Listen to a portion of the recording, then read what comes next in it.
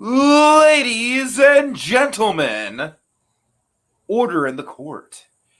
Today's proceedings finds the people versus James McGill. Legal troubles got you down? Bosses refusing to pay out? Hit and run leave you stunned? Drug lords in your future? Oh, maybe not. Because he'll get your case dismissed. He'll get you the defense you deserve. But only if you say the words. Oh no, I need legal representation. Whatever shall I do? What do I say? Oh wait, I know.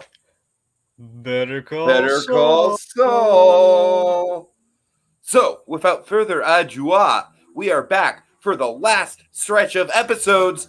It's time, once again, to start judging Saul. Gavel, gavel. Court is now in session. You will atone. All right, Dragon, we are back, baby. How's it feel? Feels very final. Feels like we're closing in on the ending. I mean, it very much feels like this next episode very much like kind of the end of Better Call Saul and the beginnings of kind of like the Breaking Bad to the Gene of it all. Sure.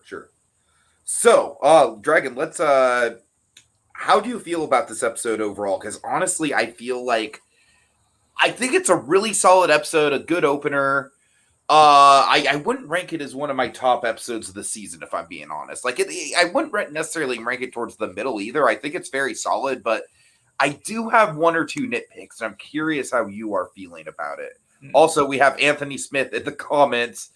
Howard Hamlin, homies. I'm playing a dirge. I'm sorry, I'm not. You're playing a dirge, Dragon? I'm sorry, is that an instrument? I'm so sorry. Sorry. I don't know. You're the hip one. I thought you knew what it meant. Anthony Smith, I don't know what a dirge is. I feel out of the loop. I assume it's maybe a funeral instrument. Probably.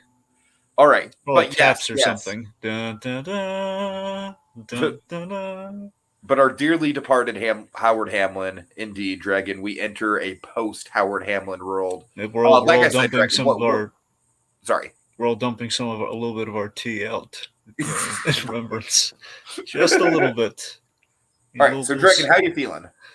I really like this episode. I thought it was a great, kind of part 2 to where we left off. Because, that was kind of maybe a bit of a concern. Oh, God, we better have a really good, a really good continuation to where we left off our season. That's going to be a huge kind of thing to fill right there. Because, we're going to have to show what the heck is going to happen next with what Lalo has planned. And we know it's going to be terrifying. And dear God, was it. This is a great send-off for Lalo, let's say, this episode. So that's kind of a big takeaway. I think it paid off a lot of stuff we built up with that character, and I think honestly this is a really good kind of honestly this episode as a whole feels like a really good recitation for Gus Fring as a character in contrast to the cartel, particularly the Salamanca family. So I think we did a lot of really good character stuff on something that we've it feels like we have a really good kind of bridging, needle bridging point in kind of the crochet between Breaking Bad and Better Call Saul. We actually heard Jimmy say the words, it was Ignacio. We had that. So that's what I'm saying. I think we did a lot of good, that's what this episode, I'm going to presume the next episode are really going to be entirely about, Tiki, in which we're really just very much, it's the transitional point in which we're fully there. We're fully getting there until Walter White shows up. It's okay, yeah, we're in the worlds have completely blended at this point, and we're a centimeter away from Breaking Bad. It's crazy. We still have a few years to catch up on, obviously. But there's got to be a time jump. I feel presumably the show is just itching for a time jump. I'm sure there's going to be several time jumps, 2 episodes from now. But the question is, how much of it do you think we might be getting some time jump next episode? If I were to predict, Dragon, I feel like next episode is. If we do get one, it'll be probably towards the end of the episode in a montage format or something.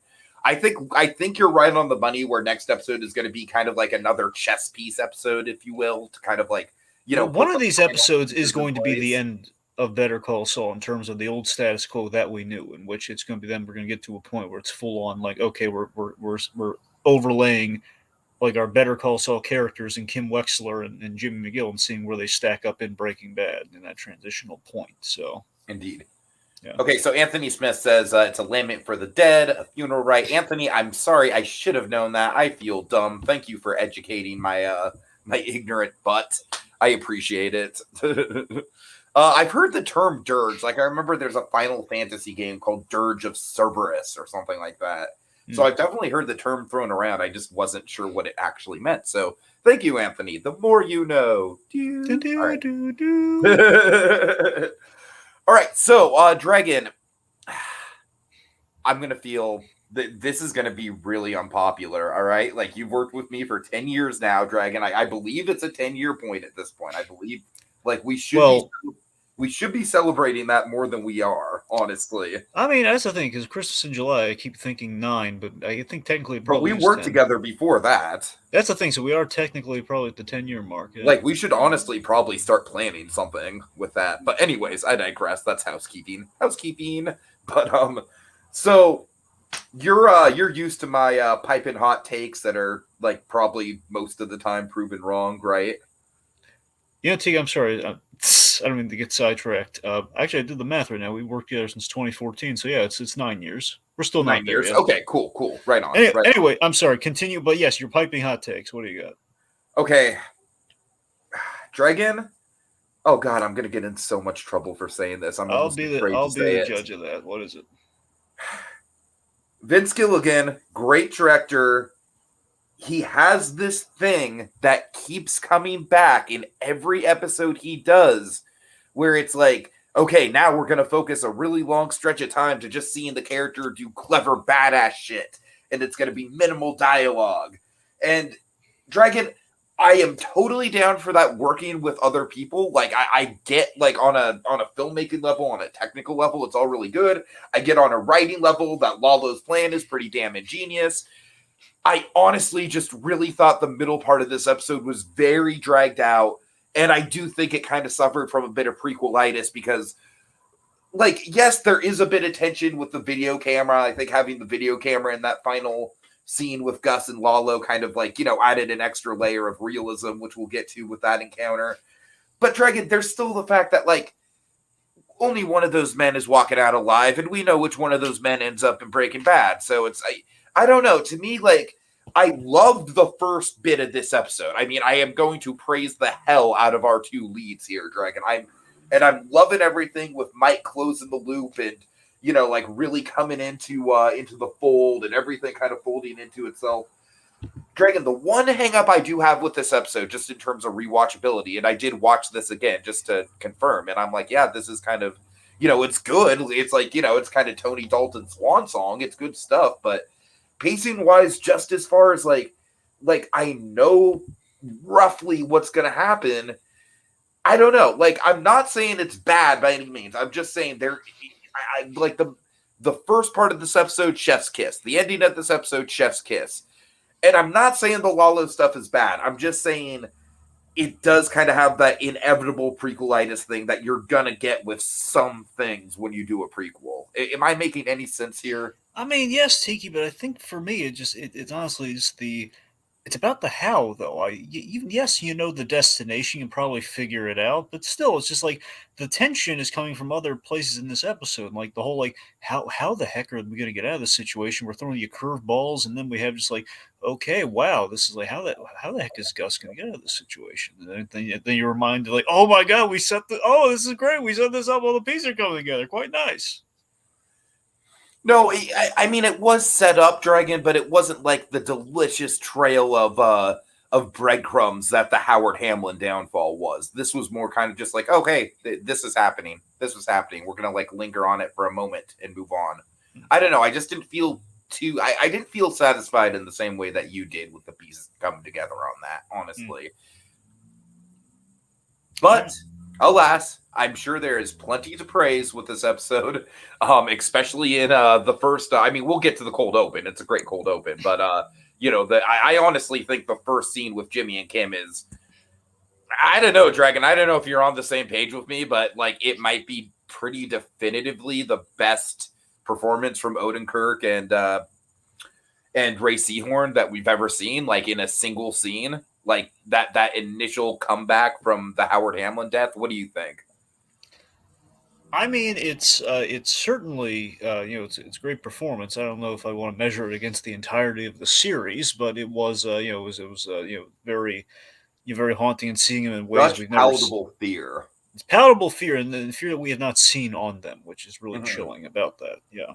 Okay, so Dragon, go ahead and cue up the writer director of this episode. Yeah, so famous pairing, and they've worked together before in one of the best episodes of Better Call Saul. It's Vince Gilligan directing and Gordon Smith writing. So of course Vince Gilligan, the two of them work together on Bagman, which is an episode I love, very cinematic. It's one of the top tier episodes of Better Call Saul, I believe from season 5. And anyway, so yeah, Sorry, I'm the here. Go right. ahead. Anyway, so also Vince Gilligan, he did Carrot and Stick this season. He did Vita Sane from season 4. And Gordon Smith, of course, the man who did 5-0 and such, and of course this season did Rock and a Hard Place. Gordon Smith's kind of the secret weapon writer of Better Call Saul, so it's a match made in heaven. And again, they did Bagman together, so it's fitting that we give them a big important episode here. Now, what's interesting? Unfortunately, I've not been able to listen to the Insider podcast, so I don't know because Vince Gilligan directed 2 episodes in this back half. Now, one of these 2 episodes is the episode that Bob Odenkirk had his heart attack on. Now, I don't know if it's this one or like I believe it's like maybe Oh man, it's either the penultimate or like the second to last episode. Whatever this, it's either this episode. Or isn't that crazy having to like play that meta game when it comes to this season? yeah, that's the thing. So I don't know if this. I think because they shoot these out of order sometimes, so I don't know like whether or not like this may have been kind of towards. I think it was towards the end that kind of happened to him. I'm not sure. But yeah, so it's either this. Be on the lookout, folks. Either this episode or down the line, probably when we're close to the very end, like not the last episode, like second to last or the third to last. That's when we're gonna the next time you see Vince Gilligan's name, pay attention. Mm, mm. All right. Okay, so Dragon, let's take a nice stroll along the beach where we're not going to see anything ominous or tragic at all. Oh no, people lose shoes all the time at the beach. Let's be honest. So Namaste. That's such a clever license plate, Dragon. I wish I would have thought of that. Yeah. So we have our cold open with the Jaguar at the beach, not just any Jaguar, Howard Hamlin's car, and this to me is like kind of a beautiful like follow to the A brutality of send off to our boy Dragon. Yes, we had like the brutality of Howard Hamlin's death at the end of the end of the last episode. Now we open on like the beauty of like it's kind of a beautiful tragedy here in which this is like a tease of what people will see once they come upon the site of the beach of like, oh look, here's the car. And here's what people will find. They'll find the car and the wallet and everything, and basically the scene of kind of a man's last moments in which they have no idea the true terror and the sadness that actually occurred. And it's nice. Also, the music's rather beautiful and playing on Hamlin's car, so we kind of paid off the musical motif with him really well. Okay, so I just want to acknowledge one thing really quick. It is a very, very good cold open. It kind of calls back to stuff like Dead Freight and just kind of like having like a one-off sort of image that kind of like foreshadows. Yeah, because this ultimately is what they would have done had the episode like gone on like a few more like for another scene. Where's Gene? Well, sorry, Dragon, I cut you off for impact. Where is Gene? What do you mean, where's Gene? We open with Gene. We don't do it when we kind of like come back from a mid-season. Okay, we did not open with Gene, so I was figuring, all right, we're coming back from mid-season. Maybe this is another opener. No Gene. Dragon, this lack of Gene is killing me. I think we're probably going to get a whole episode of Gene. They'll make up for it, okay? I'm aware. All right. I'm sorry. Anyway. All right, just eat your Cinnabon and be happy about it, would you? All right, so we come back from the cold open. We have the direct aftermath and link up to, okay, what's happening after Howard Ham was just shot in the head, like to all of our surprise. Let's talk. So we have that conversation. So Jimmy and Kim, I love how we do kind of the recap from their POV, which is to give. I like how we come back with the candle. Yeah, like that's the first image that we get as a transition. But here's a haunting detail for me, just being from Kim and Jimmy's, point of view here, where you have Hamlin dead on the ground, but he's still bleeding out. Like that's the creepy detail to me, and just seeing like the look of kind of terror and just ramifications on their face here. And Lalo, basically, Lalo is telling him to focus, and right now they're just like, like, hey, because they're freaking out right now, like, hey, focus. So let's see. So, and again, here's the thing though. I just love that with Lalo as always. He may be friendlier than Tuco, but he's just as intense and terrifying as Tuco. Yeah, I mean, the dude is like the definition of killing you with kindness, right? Yep. Like it's just like he is terrifying. Like the more kind he is to you, the more humble he is to you, the more you know he's got something cooking. Yes. So All and right, so it's not tacos. oh god, yes. Lalo does Again, make good Dragon, just tacos we though. gotta just put it up on the pedestal. By the way, officially Emmy nominated this season. Ray Seahorn and Bob Odenkirk, Dragon, they are just acting their hearts out, like we already said. The palatable fear. I mean, I feel like them alone. Like Lalo is great. Like, well, Tony Dalton is also like giving it his all in the charm department. But Dragon, in my opinion, it is all on these two. Like they are selling the shit out of the fear and just like the kind of like the rug of reality being pulled out from them. I mean, that's what really like this is what really got me into it. And I honestly wish the rest of the episode kind of held up the intensity level. But Yeah, no, absolutely. I forgot that. So she got the Emmy nomination as well. Finally, yes, finally. thank goodness. Oh, it's Thank God, about right? darn time. Yeah, Can you imagine if they just went the whole show and didn't do it? yeah, it would have been ridiculous. So, anyways, the point being, Lalo, Jimmy just in utter terror right now. He's swearing that like, I did not betray you. I swear to God, he's swearing up and down he didn't betray him. So let's see. So I think the most powerful part of this episode for me is Kim just like absolutely in agony, pleading not to be the one to go. yeah, well, yeah, just to say what's happening in the scene. I'm sorry, but yeah, I'm jumping ahead, but God, Yeah. that broke me. Go ahead. Yeah, for sure. I mean, so basically, I love Lalo saying, "Oh, you two in your mouths." So, anyways, basically, he walks him through the plan here. So apparently, because Jimmy's thinking, "Oh, guys, still mad about the whole money thing, and I didn't tell him about the attacking them attacking the car and everything." So no, it's not about that at all. So Lalo shows up, and apparently, he walks him through what he wants him to do, which is tells Jimmy, "You're going to go to Gus Fring's house and shoot him, Gail Bedecker style." And oh god. And anyway, so and the idea here ultimately is it's basically kind of a surprise attack, but mainly intended to basically whatever happens, even if he doesn't care if Jimmy dies or not. It's like whatever happens, it'll lead. He gives less than a shit about that. Exactly. So the point is, whatever happens, he doesn't. I don't think he really thinks that Jimmy's going to succeed in this mission. The point is, whatever happens will surprise Gus Fring into going to the laundry next, which is where he wants him. So that's ultimately the plan. Whatever Lalo is doing in this episode, whatever he's just doing something to get a response from Gus Fring. So he pulls his men off the laundry and gets there. So when he shows up, dead. Anyway, so you drive nice.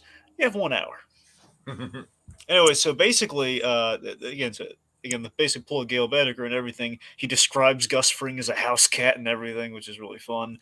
So then, and this is really great acting. The librarian. I love that description. I don't think I've ever heard that for Gus before, but it fits. Looks like a librarian. No house cat. But be careful, though. House cats can still scratch. So, anyway, Saul Goodman. So he basically pleads and pitches that Kim Wexler be the trigger woman in this case. Now, this is a very fascinating thing to me because I love that what he's doing here is he's not actually recommending that Kim kill him, but what he's recommending, he just wants Kim out of there. I think about how beautiful, kind of tragic this is here. Where Dragon, like I said, this whole thing, this whole bit of acting between the two of them right here, it just guts me. It guts me. Because this is the last exchange they'll ever have together, as far as they know. They are just going like absolutely out of their way to protect each other. And God, I mean, it's fucking Shakespearean, man. I mean, again, if you want, because again, there are similarities. I just reference Gail Becker. This is like the romantic version of kind of the Walt and Jesse sort of like kill Gail for me, to save me. But yeah, that's the thing. I love it. Jimmy, what's fascinating about this to me. I don't know what your read on this might be. I think for the most part, Jimmy knows in his guts that she's not going to actually kill, like try and kill this random person. But instead, like he wants her out of the house. So eventually, yeah, Lalo's going to kill me once it has not been done, but she'll be able to get away and be safe. And that's what matters to him. But maybe the Saul Goodman part of him that is brewing, perhaps deep down, is hoping that Kim will kill this man for his safety. I think perhaps deep down. I mean, I feel like it does kind of like have the what's the line with Mike? You're made of thicker stuff, something Sterner, like that. she's made of sterner stuff. Yeah, I feel like that's like kind of like a direct pull into this situation, right? I'm just saying, like later, Saul Goodman in Breaking Bad absolutely would be. Come on, Kim, just pull the trigger. It's not that hard. Come on, just bang bang. Oh, It feels like a later Saul Goodman thing he would do. So I'm saying he's not there yet. And it's more so the concern for Kim Wexler. I'm absolutely certain here, but I don't know. It's kind of made me think that perhaps there's a seed of Saul Goodman there. But again, we're grounding it. Like so I said, I do think on some pathos. level, there is the factor that she is more likely to actually go through with the mission than he would be. Oh, I do absolutely. think that is a factor in his reasoning. Quite possibly, yes. So anyway, let's see. So and again, we had built this up too. That again, she had been kind of going for the throat, like carrot and stick, for example. She went after the Kellermans, and he was, he wanted to be the carrot, and she was the stick. So it's maybe a bit of that too in the Saul Goodman side of himself. Sure. Anyway, so again, he's basically he's trying to coax her into it, and then he's basically selling the heck out of her. Basically, it's a con to save her life. Essentially, is what he's pulling on Lalo right now. He says, "Okay, fine, just give her the keys and the address already, okay?" And again, it's like this whole. It's really the last time they think they'll ever see each other, which is rather just kind of beautiful in the way they're acting it. So. And also, we have this running gag of like after she leaves and runs out and everything. After he reminds her, like, "Hey, don't you need your shoes?" Right.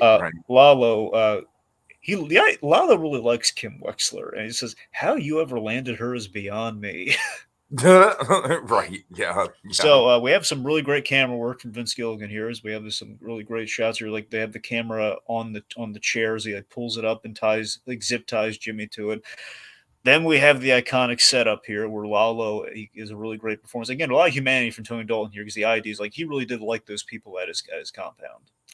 The innocent people, the people that are just kind of like they're doing a job. Like they weren't necessarily cartel people. They were just like, like housekeepers and like people from the neighborhood. 17-year-old boy I knew since he was knee high. Yeah. It's just the perverse humanity of Lalo Salamaca. Like he'll kill so many people callously for the fun of it. By the same token, though, it's like, pleasantries.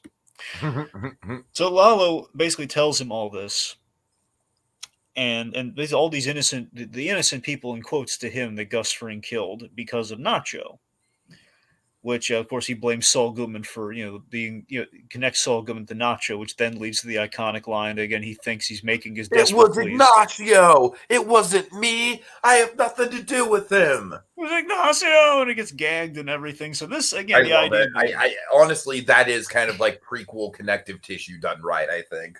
So we see why Saul Goodman's instant response is this whole like this utter desperation, saying it was Ignacio, it wasn't me. So you see, basically we've legitimized the terror in so many places, but this is like the final nail in the coffin. Like, yeah, this is the utter terror that Saul Goodman feels in relation to Lalo. So he tips after Lalo leaves, he turns the TV up so no one will hear him. He tips over in the chair to escape, and he's on the ground and he's staring the dead Howard Hamlin. Even dead, Patrick Fabian's given a good performance. So there's one Patrick Fabian bit towards the end of the episode that is like truly haunting for me. We'll get to. Oh, we will. So the point is he's staring Howard Hamlin in the face, essentially stealing. It's kind of a karmic thing of like, look at what you wrought, Saul Goodman. Look at what you wrought. Meanwhile, Kim Wexler, really tense drive, kind of eyeing some cops to the side. She's driving. I call the cop thing the last temptation of Wexler. Yeah. It's like that. That's like the final crossroads, I think, Dragon. I'm being serious. It's like, like she very well could have figured out a plan with the cops in that moment, but she doesn't want to risk it. Absolutely. So, and I absolutely believe she was going to shoot that man, by the way, at the door, like out of desperation to save Jimmy. She would have done it. I bought it, yeah. Because that is her character flaw. Her character flaw is, again, she doesn't want to alienate people, perhaps again, we saw maybe a relationship was better with her mother, but the idea that it took a while to get there, and that's fundamentally her fear. Like she will conform for belonging, for relationships, for for fun, like basically for the, for love. She'll conform for love at risk to herself, risk to her soul. Anyway, point being, so yes, so she basically she's in the. I love how we frame it, very very identically, eerily, exactly like Walter White when he walked up, working up the gumption to shoot Gus Fring. Mm-hmm. Anyway, so Kim Wexler's there, and then awesomely timed is like Jonathan Banks out from the darkness. He I stops kind of her. called that Mike was going to be the one to intervene, but it was a cool kind of like, hey, it's Mike. Yeah. It almost kind of felt like if we were watching it in the theater, that'd be like, all right, audience, now you applaud. Well, this is what I'm saying, Tiki. This for me is like kind of the matchstick moment quality of the episode. Of like, even if we're going to have a happy ending of some sort here, not a happy ending, but I'm just saying using the Pixar kind of terminology here. If we know we're going to end up at a happy ending, but you have no idea how we're going to get there, like, what the heck is how the heck are they going to get out of this situation? Like, what is Kim going to do? Like, we can't. Okay, We I'll be can't honest have with her. you, Dragon. My like when she walked up to the door, a thought did cross my mind of like, how fucked up would it be if Jimmy letting her go was essentially like signing her death warrant and she just got knocked off like right away. Like, I right mean, the at thought fucking did door. cross my mind, and the tension was there that, oh God, Mhm. she's going to Gus Fring's house, and we know that doesn't happen. And we know if Yeah, she sees Gus Fring, I didn't know about the decoy and everything. If she sees Gus Fring, she is a goner Mhm. because that cannot happen. So so Mike saves her bacon big time here. So, anyways, meanwhile, we cut back to commercial and everything. So, Mike, he has a big kind of basically kind of an interrogation with her here, and the idea that Mike does like Kim Wexler, he kind of sees. I like to think he sees a bit of Stacey Ermintrout in her, and again, she's made a sterner stuff, a lot of respect towards her. So he's being really patient with her here. He's like, "Look, Miss Wexler, take a breath." So then she reveals that Lalo, not just alive, Lalo he's in your apartment, he's in your condo. And so I Right love now, how this is like very much just Mike in this episode. And I feel like probably for a lot of the rest of the season is going to probably be in catch up mode. Like this is Mike making a vow. Yeah. Mike, again, he's caught off guard and he hated that because, again, there's a lot of the situation, as he said at the end of the last episode, like towards the last episode, it's like, this is an uncontrollable situation, which if Mike Ermintrout is saying this is an uncontrollable situation, you're in trouble. Mm-hmm. It's only reactionary you can be, and that's not the place to be. So, and I love how upset Kim Wexler is because she put a lot of trust in Mike here. Where were you? Yeah, that's great. That's great. Yeah, give that woman an Emmy now. hopefully. Yeah, and why not? Come on, why can't we give her an Emmy? Come on. I'm actually going to Academy. look up who she's up against while we're at it. Yeah. Like, come on, Go ahead. guys. Let's give her an Emmy. Emmy for Seahorn. What do you say? Anyway. So, okay, let's see. So, anyway, then Mike's like asking what what were you supposed to do? And again, echoes a little bit of like Kim Wexler in the hot seat when she was shoplifting as a girl. I like the thing in terms of the framing of this scene. I love how we frame like Gus Fring watching this unfold on the monitors, by the way, and seeing his her on the monitor reflected in his glasses. All that's great. Oh yeah. Let's see. So also then we reveal that again she sees a man matching Gus Fring's description, but in the room. So Gus Fring very smartly had a decoy. A guy who looks like Gus Fring in the room. So had he opened the door, that decoy probably would have gotten killed. But like you said, Dragon, that decoy pretty much saved her life because if she would have seen Gus there, it would have been over. That was the stakes. Absolutely. It's a very clever measure on all fronts. Okay, anyway, so then Mike, now knowing this information, he loops Gus in on what's going on. We have this really cool tracking shot as we're following Mike walk through the house. And let's see, meanwhile, Lalo, so he's waiting at the laundry. They've taken the bait. They pulled the guys off the laundry to go to the condo where they think Lalo still is. And Lalo's going to make his move. Mm-hmm. Okay, so we have an amazing moment here. Oh God! Oh, I'm glad it hit you as much as it hit me, Dragon. Okay, Tell him about it. Right, I assume it's the same moment. Well, I think I might be reacting more so to the obvious one, but still the lesser thing though. Gus Fring removes his tie. Oh yeah, that for sure. Absolutely. I'm sorry. There are like two really cool moments. I think we're referring to the same big moment, but outside of that, I just wanted to highlight the tie thing because when Gus Fring takes off his tie, he means business. No, yeah, absolutely. I love how much of a character trait that is. I love how it's like, even though we've only seen it a couple times throughout the saga, it's like, shit's about to go down. Anyway, so this is such a great thing where while Gus Fring cannot meet Kim Wexler in person, he can't like see her, because again that would spell doom for her. Again, big moment here where like Jimmy McGill has only met Gus Fring once, and it was more like he had no idea who he was, like very Mm-hmm. one time. And we have a similar occurrence here where he calls Kim Wexler to get details on what Lalo's planning, and so essentially calls Kim on the phone. Victor puts her on the phone. I love it's like how it's organized through the like he's watching her on the monitor during the conversations over the phone. So he learns that Saul Goodman sent her away essentially to protect her, as I think we all imagined, to get her out of there. And then I love Gus Fring's reaction here. He made Lalo change his mind. Yeah, that right there. That was a geek out moment. That was prequel bait done right, Dragon. I'm It's just like, it's oh man, it's like that is exactly how Jimmy McGill comes to work for Gus Fring, right there. it's twofold. Okay, it's twofold. I want to get your view on this. So I really like to think that he is genuinely impressed with Saul Goodman there. I like to think that. But a thought does occur to me. It's very possible. I think the way that scene plays is that Gus Fring in that moment with that piece of advice, that's where he gets the notion that Lalo has planned something. Sure. I'm pretty sure that's the main takeaway we're supposed to have. I like to think like he got him to change his mind. I don't know. But regardless, But it's a yeah, big there's got to be some element of like sheer like, oh man, like this guy, who is this lawyer? yeah. I've been trying to There's manipulate got to Lalo. be. There's got to be. Yeah, I don't, again, that's the thing because yeah, he's run into him once, and it was very unassuming, kind of like kind of passerby sort of thing. But yeah, all Mm-hmm. right. So the point being, Gus Fring, based on this conversation, he gets the major inkling one way or another that oh god, Lalo wanted this. Ergo, he's basically Lalo wanted people away from the laundry so he can get in there and basically expose us. So I have to go down there and take care of this once and for all. So Sure. let's see. Okay, let's see. So we're doing that again. We have some really great reflection shots, as I mentioned. The TV pixelation of Kim Wexler. Who are you people? So Who are you people? only the Emmy-winning version of that. So Mike and company do a sweep of the condo. Meanwhile, Gus falls into, and the episode goes by rather fast when you think about it.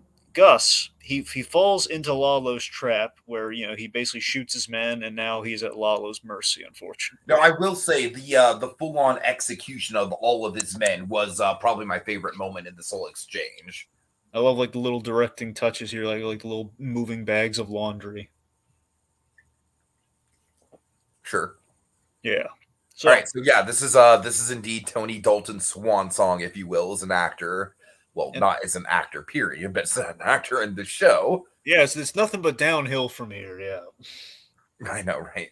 No, seriously though, I love that we built up this encounter. These two have not really encountered each other since since they last saw each other. Honestly, since he Like if walked they in the made like place. a text, like a history textbook of the crime saga of the Albuquerque verse, this would be like one of the big chapters. Yeah, I'm trying to recall if the last time they actually saw each other was, yeah, it was probably the top of season. I'm trying to think if it was the top of season 5 or not because I remember he's going in asking about the chicken chiller, and that would have been after Werner got killed. So I think it's like the top of season 5 is probably the last time they saw each other. Mhm. So it's been built up for a while. These two, because he's been going after Fring and everything, and obviously it's trying to do away with Lalo, and it's just not been going well. So they're finally in the crosshairs of each other right now. So, meanwhile, so again, right now at his mercy. Meanwhile, Mike finds Jimmy. He assures the first thing Mike does. He assures Jimmy that I hey, she's love. so I just got to give it up for Mike in this episode because I love how, in spite of the incredibly tense situation, he is still looking out for people first and foremost. You know what I mean? Like there's always that element of his character in the background, and I really love how it's written. it's the fact that as job focused and kind of tunnel vision that Mike is in terms of getting the job done. he does see a bit of his own humanity in Jimmy McGill in terms of putting his loved ones first, being his wife. So I think there is a respect for a man who loves his wife. Totally, totally. For Mike, again, fundamentally as a character, he puts his family first. So ergo, it would translate. Of course, with the performance there, I love how in control of the situation because very much this episode, Tiki, is Mike the Cleaner, which of course was his introduction in the Breaking Bad universe, which so ironically was because Bob Odenkirk was unavailable for an episode. Mm-hmm. Anyway, so very cyclical this episode in terms of the Mike stuff, and of course reminds us that we love Mike. Put it on a T-shirt, Yes, kids. yes. We love this man. Anyway, so anyways, he assures her that he assures him that she's all right, and he says, "Look, I'm going to take the gag away. Before I do, I want to know where Salamaca is and how long he's been gone for." So he tells him essentially he doesn't know, he doesn't know where, but he left essentially the moment that Kim left. And that was the key piece of info. Yes. And in this moment, Dragon, I feel like we get a really good mirror to the Gail Bedecker death with the failed phone call. Yep, Mike calls. Mike calls, but obviously it's too late, and again the phone gets tossed to the side. So he calls him, no dice. Lalo pulls out the camcorder, ergo the episode title. As he said this earlier in dialogue, which is kind of nicely paid off here visually. With the whole, he has the camcorder and the gun, so point and shoot. As he basically instructed Jimmy to, grab the gun. And I love that I walked. I don't want to we didn't go through it beat by beat. I just love how he laid out the whole thing. Yeah. I do love how he laid out the whole process there. It was all, it was a little gun. Well, I also love that it's basically the first thing he says to them. It's like he just cuts right to the chase. Yeah, it's just in the like there are pleasantries within the delivery. It'll be nice and easy. Just drive slow. The gun's foolproof, but it's still a terrifying fucking request. Exactly, especially right after he killed somebody in front of him. Right. So it's like, a little gift for you in the glove box. Use that. And also, then again, there's also a camera in there, very important. So same principle: point and shoot. Point and shoot. So, anyways, the point, and that's essentially what Lalo's doing here. He's filming this to basically get a confession out of Gus Fring and evidence that will be irrefutable. And then basically, the idea is like he'll have an excuse to kill Gus Fring without getting in trouble with Galati. That's essentially what his logic here is for this whole video thing. Okay, and I will admit, Dragon, you're right that I feel like they wrote their way out of this little nitpick I'm going to bring up because of that, because of the whole, he's fishing for evidence and he's fishing for answers and everything. Still, at the end of the day, I'm sorry, but Brad Bird just put the nail on the head with this whole trope. Look at me. You caught me monologuing. Well, it's still a little bit of that, Dragon. I'm sorry. Once I see it, I can't unsee it. Well, yeah, because he thinks he has him dead to rights here, and he wants to rub in that I outsmarted you in this game of chess they've been having for for a couple seasons now. I understand that. I just I don't know. I don't know. It doesn't bother me. I don't know. I'm just starting to see the trope. I'm starting to notice the trope a lot more in a lot of places. But you gotta admit that they have avoided monologuing, they avoid monologuing on this show. So when they do it, I think it was like a special occasion, which I think we can give them kind of credit from the house on, Mm-hmm. Anyway, right. So Lalo, this is really great how we kind of zhuzh it up too. Where Lalo, he wishes he could take his time and skin him by the pool with Eladio. And Lalo shoots Fring in the vest. A little nod to the cousins who wore their bulletproof vest during the 1 minute thing. So I do really like that moment because it really exemplifies just because it's very realistic, Dragon, because there's a lot of times in action movies where the lead character will be wearing the bulletproof armor and it'll be like, oh, he's just going in full speed ahead. Nothing can stop him at all.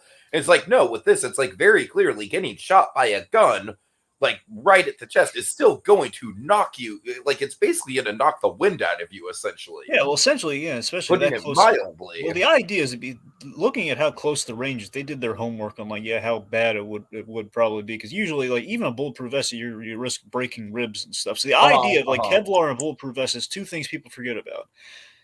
One, it's that essentially, it's the force is it's still not ideal to get shot, but basically it's a better option than dead. So it's battered and probably at risk of death if too many shots come through. And the second thing is that For most Kevlar vests, they use like a tri-weave fiber, but outside the tri-weave fiber, sometimes you have like a plating underneath the vest, and that plating will shatter. So essentially, you can only take so many shots. So even a bulletproof vest isn't entirely bulletproof unless it's like a super tri-weaved fiber. I'm getting all gadget heavy on you here. Let's just move on.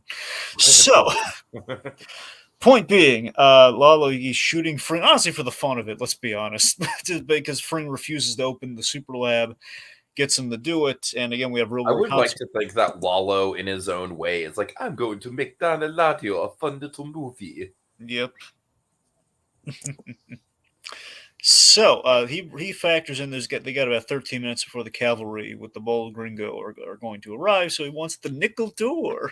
Mm-hmm. Oh So God! I love the nickel tour bit, by the way. It's a good line.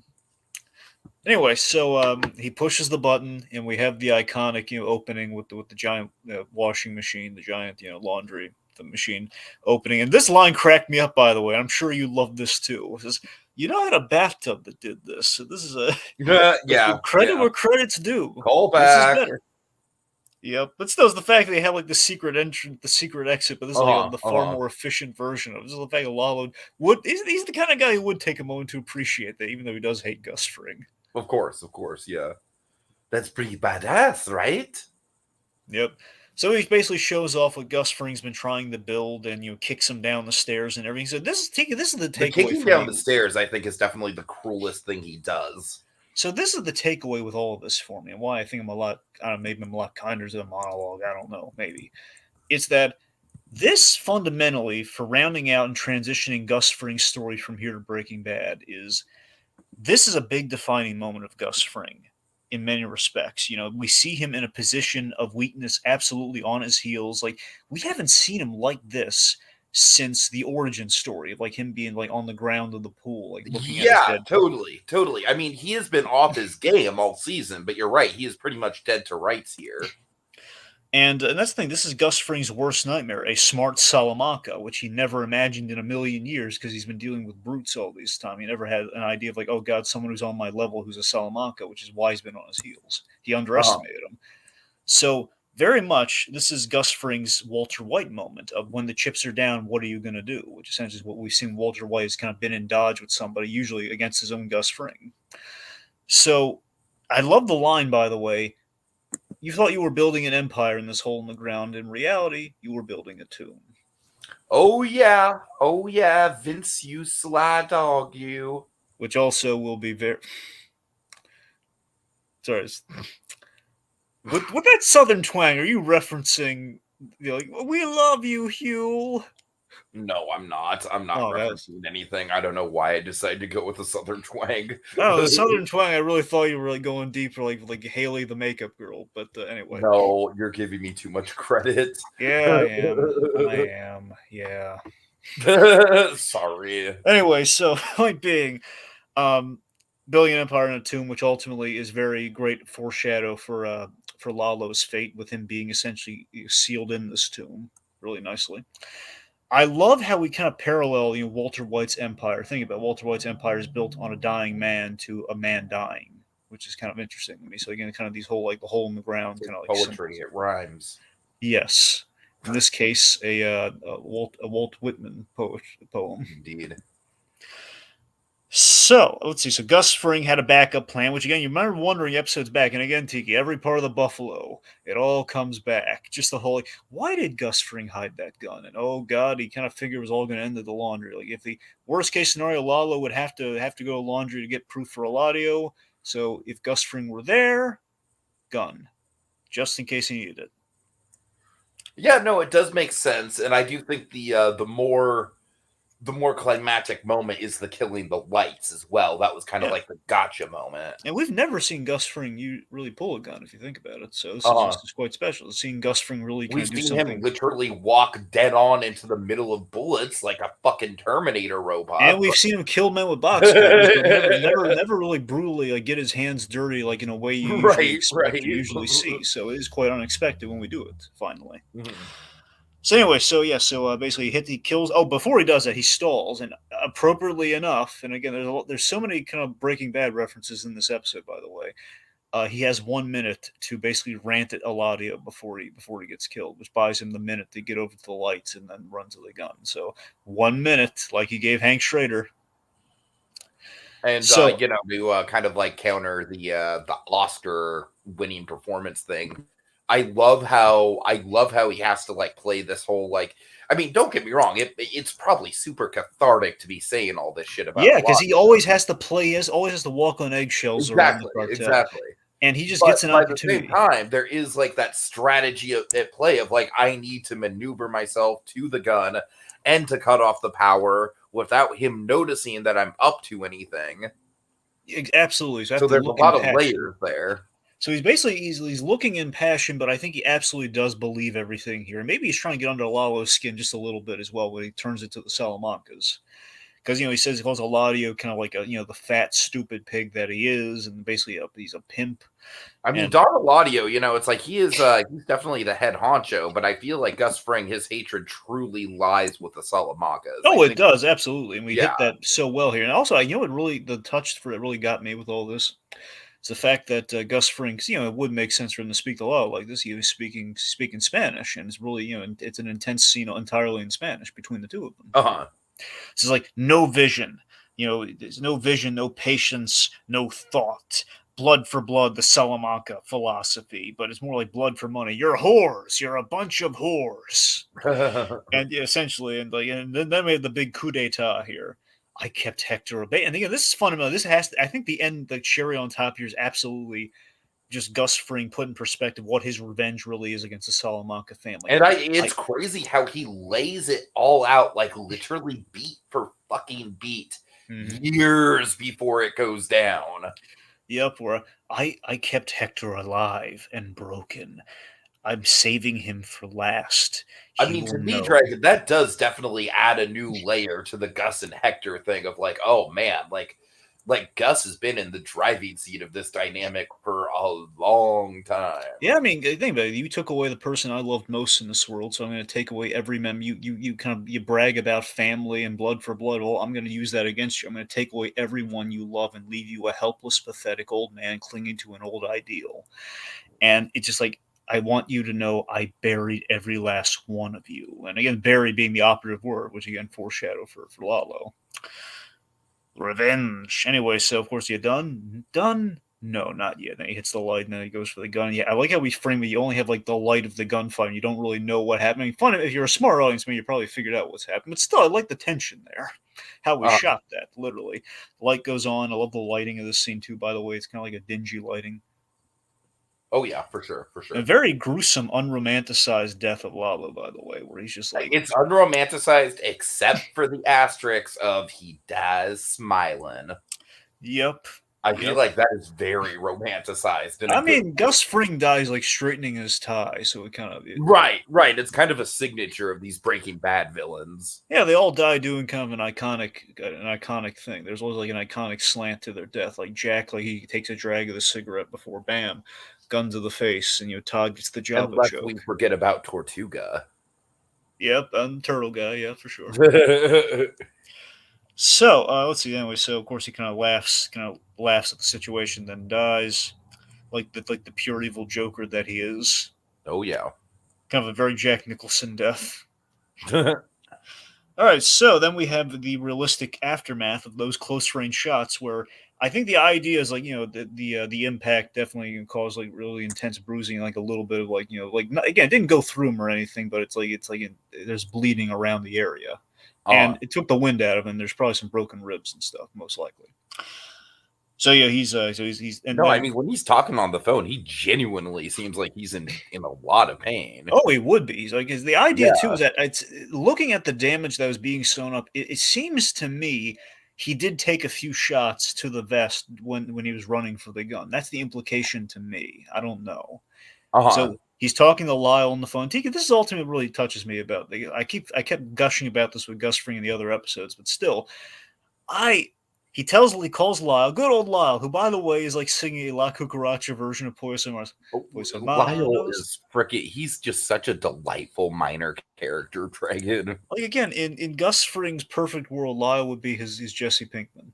You Oh, know, totally. if like his world were just the restaurant, which I think ultimately is what he just what he wants it to be, and that's the thing. It's like, yeah, he is making this call in the middle of this underground surgery with the doctor coming to town, by the way. Yep, Dr. Barry Goodman, who right now, oh, you know what's even funny? I just now realized this. Barry. Yes, because he is on the show Barry. Uh-huh. Yeah, so it's so fun. I completely forgot about. Oh yes, I do. I always got hung up on the whole. It's another Goodman in the Breaking Bad universe, but not just that. Barry Goodman. Right. Regardless, so I tell you what I Now love about that's a this. crossover I want to see. Yeah, Oh god, secretly. could you imagine next season fucking Barry's gonna need legal representation, Dragon? Yep, who's he gonna Could you call? could you imagine? Could you imagine? God, That would be fucking insane. it would be. It would be. All right. Anyway, Anyways, no, seriously though. Oh, you know, it'd be even funnier what? if Patrick Fabian was the lawyer, but he played it like Saul Goodman. Oh my god. Oh yes, give it to me. Oh, give it to me, please. All right, okay. All right. So, Anyways. point being, I love that fundamentally though it always boils down to he puts Poyos above all else. Like right now, that's the thing that matters to him most right Oh yeah. now. Oh yeah, for sure. And it's a very humble request, Dragon. Yeah. Just like you've got to close, open, and close for 2 days. It's like I think any dedicated employee would be totally willing to do that. I think. Well, he said for the week, so probably the week. Uh-huh. Yeah. But yeah, that's the thing. But ultimately, I love that it's the Poison Hermanos is not just like the Poison Hermanos. Essentially, I think the reason fundamentally it is Gus Fring values it so much outside just really liking the safer business side of it all and how nice and nice and kind of maintained it is that really is his legacy with Max. Archuleta, the Max's partner, because the two of them start off as like chicken, enterprise, as a chicken restaurant enterprise. Mhm. So I don't know. Fundamentally, I think ultimately that's why Poyos matters so much to him. Maybe. Yeah, I can see it. I can see it. Okay, so let's see. Dr. Barry Goodman's on his way in like 3 hours to do the final check on because that's the doctor Gus Fring trust most. Mike calls out Gus for like playing things a little risky and close to the vest, literally here. With his plan B, like next time you have a hunch, why don't you clue us in? And I love the double meaning here where it's like things could have gone a lot differently, and then Gus just very coldly is like, yes, they could have. Oh yeah. It's like, oh man, the cards are on the table for that. Oh boy. All right, And so honestly, then I am siding more with Gus than with Mike in this situation. I do think that Mike is the one that made the miscalculation. how so? Well, I mean, look at the results. Gus got the job done, and they wouldn't have even been in this situation in the first place if Mike hadn't read the room wrong. Right. Yeah, I can see that. All right, so we're at the condo. So the idea is they're clearing out the fridge Who's entirely. down for a new refrigerator, Dragon? Hey, Dragon. What? Why is your refrigerator running? Why? I'm sorry. The joke is your refrigerator running, not why is your refrigerator running? Yeah. Dragon, is your refrigerator running? Well, yes, it is. Then you better go catch it. All right. All right. Point being, they're clearing out the fridge, and again, you can kind of figure out why. And I love how Mike comes in there and says, we're gonna get you a new refrigerator. I trust Today on stainless." The Price is Right, ladies and gentlemen, you're gonna get a brand new stainless steel fridge. It's gonna be magnificent. I really love that stainless gag, by the way. So the blood it's just really, it's a really fun. I just love the dark irony. It is very much something in the Breaking Bad verse of just kind of like, well, a man had to die, but hey, you get a new fridge. That sweetens the deal a little bit. Yeah. So let's see. So point being, Kim returns, and again, it's a very like heartfelt reunion. They've been reunited, and then we have Mike's big scene here, where again it's Mike the cleaner, and again it's the tee it up again. I love the cyclical nature of Mike was brought on as Saul Goodman's cleaner in the first place, so he's at Saul I'm Goodman's sure place. this isn't like the first time that Mike has done something like this, but this very much feels like kind of like definitively like the Mike the Cleaner origin right here, right? It is. We have seen Mike the Cleaner, but we haven't seen him do a cleaning of Let me a dead. put it this way, Dragon. We've seen Mike the Cleaner as in Mike the Cleaner, it's like he's the cleaner. But we haven't seen Mike the capital C Cleaner. Sure. What And I mean this is Mike the capital C Cleaner. yeah. What I mean is, Mike we haven't seen him do the cleaning at a scene with a dead body. We've seen him do that at like Nacho's place, more so like, kind of like more so on a job. Honestly, taking this might be the first time we've seen him do an actual cleaning. Mm-hmm. Because this is him like doing like the due diligence with the body and giving him the story and everything. So this is kind of the birth of Mike the Cleaner officially. So Sure, it is sure. Regardless, but again, I just love just again the meta thing of like, okay, and because Bob Odenkirk is the whole reason we have Jonathan Banks on the show. So it's really nice that these two kind of have that kind of dichotomy here like this. Anyway, so basically, it's he lays out basically what we saw in the cold open. That's going to look like a suicide. The car is going to be found on the beach. There's going to be cocaine in the upholstery, and basically go along with the story the way you want it. Which I love the strategy of getting ahead of the cops. Approach them before they approach you. Absolutely, and the fact that because people would see his car that's been there for a while and all that. I just love the tragedy too of like just like, well, that's the way you wanted it, so there you go. Just like keep telling the lies you've been telling. Oh no, Mike is deliciously rubbing it in their face. Like, yeah, this is how you wanted it to go down, so it went down. And again, I think Kim does feel just horrible about Howard getting killed. Oh yeah, and I think they're both mortified. Yeah. I mean, really, Tiki, I'm so much more interested, honestly, in the next episode to see how they're going to pick up the pieces afterwards. Like, how do they respond to all this? I honestly think the next episode, if I were, we'll get there with Spec. We'll get there with Spec. I have a theory. So the point being, you were the last people to see him alive, and again, guilt on Jimmy and Kim. For the next days, go about your business. For the next 24 hours, for the next week or so, however long, it's like you're Meryl Streep and you're Laurence Olivier.